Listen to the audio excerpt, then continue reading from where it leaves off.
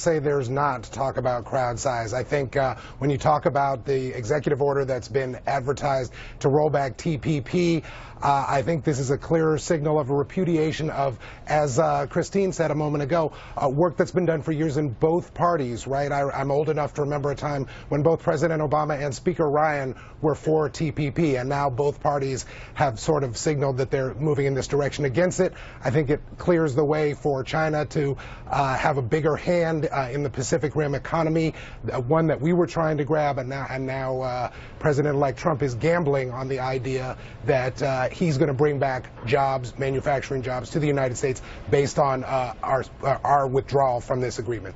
That's right. He's got a lot to deliver for those who voted for him. And Ed, I talk about focus because focus is important, because even powerful Senate Republicans are not quite so sure what lies ahead with Mr. Trump. Here's Senator John McCain. Listen. Obviously, I disagreed with some of the things that the president-elect said, but the point to me is not what he's saying, because we keep reacting to just things he says in his tweets. What he's doing is important, and I have the utmost confidence in General Mattis, General Flynn, General Kelly, Dan Coats. I couldn't have picked a better team.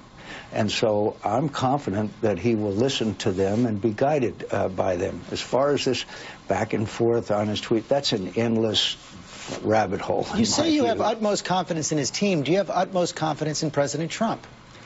I do not know, George. I do not know, because he has made so many comments that are contradictory. So Ed, you advised President Trump. Why can't he forget the small stuff and focus on the big stuff? I think that he does focus on the big stuff, and the other stuff is the small stuff. Over the weekend, for example, he's talking to foreign leaders. He's talking about and setting up signing executive orders. He's getting ready for these meetings that are happening today. So he is focusing on what's important. Then, Ed, does he talk about crowd size? Because he does focus on the small stuff, and the small stuff is so, you know, it just doesn't make sense in a lot of people's minds, and it overshadows the big stuff.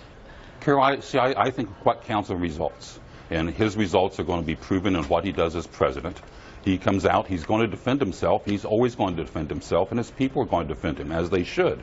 But what we really need to focus on is, at the end of the day, are more Americans working? Are we safer? Are we better off? Okay, so I'll throw this question to you, Angela. Democrats say Mr. Trump's ego is at play here, but there are signs that Democrats and activists are trying to weaken the presidency. So how exactly does Donald Trump fight back, if not for how he fought back over the weekend? Well, wow. I definitely would not think that we should advise Donald Trump to pursue any of the courses of action that he or his team pursued over the course of the weekend. In a matter of 72 hours, he frustrated CIA officials and former officials. CIA. In a matter of the weekend, we learned of I guess a faux press conference, because the real press conference will be today, and then Kellyanne, of course, defending said press conference for using alternative facts, which at one point used to just be lies.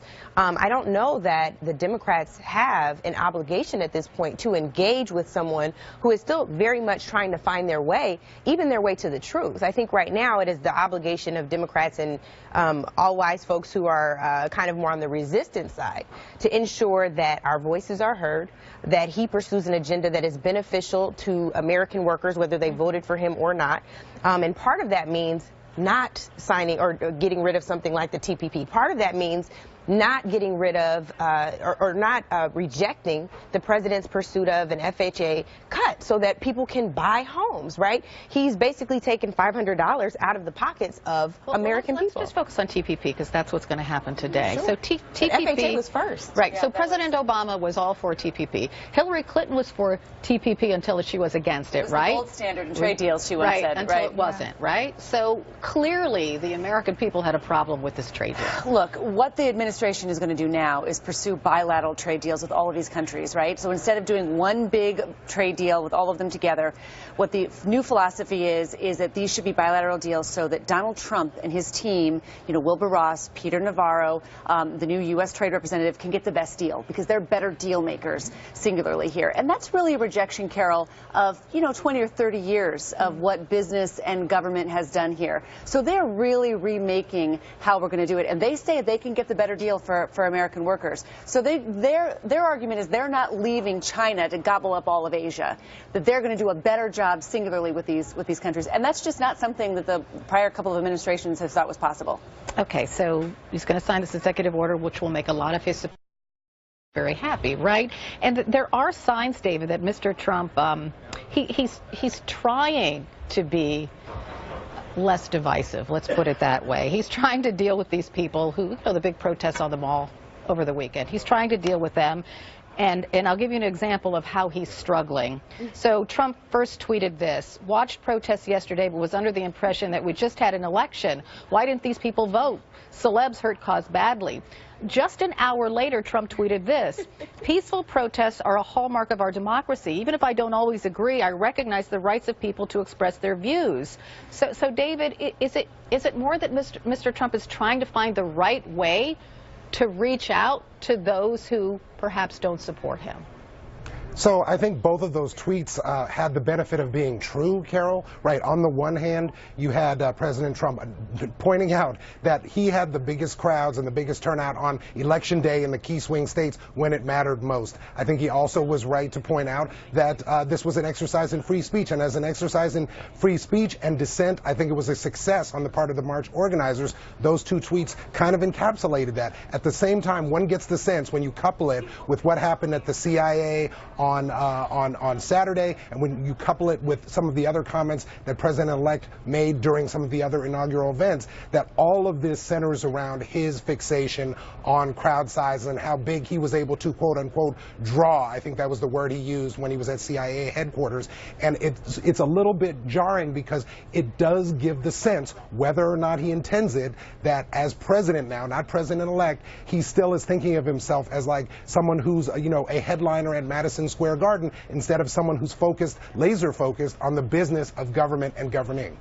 So Ed, Sean Spicer, he's going to hold a press briefing later this afternoon, 1:30 p.m. Eastern time, and he will take questions. And I am sure one of those will be about alternative facts. Will Mr. Spicer shoot that down once and for all? There's no such thing as alternative facts. There's political spin, but alternative facts is something else, right?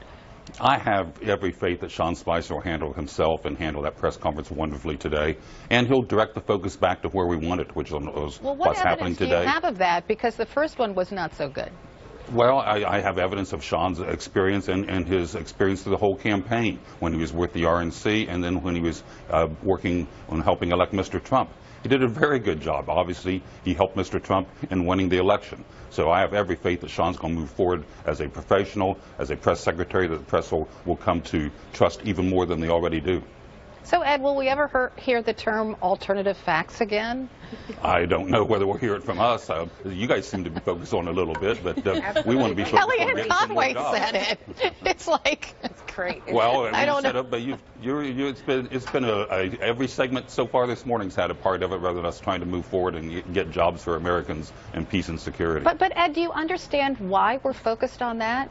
Because the voters, even people who voted for Mr. Trump, want the truth from him. They don't want alternative facts. They want the facts. That's why we're fixated on this. Well, and we're trying to get to the facts. And, the Presidential Inaugural Committee talked about what they thought and saw over the weekend as well. And so, we're out there, we're trying to do the best we can to make jobs better. What you thought. That's not, it's not about what you saw. I mean, we got figures from officials who do this for a living. We just didn't pull those figures out of the air because of just what we saw. Neither did Mr. Barrick and his committee. That's what he was reporting to the Trump campaign, to the Trump White House. So it's, we're ready to move on. We're ready to get going on getting America working again.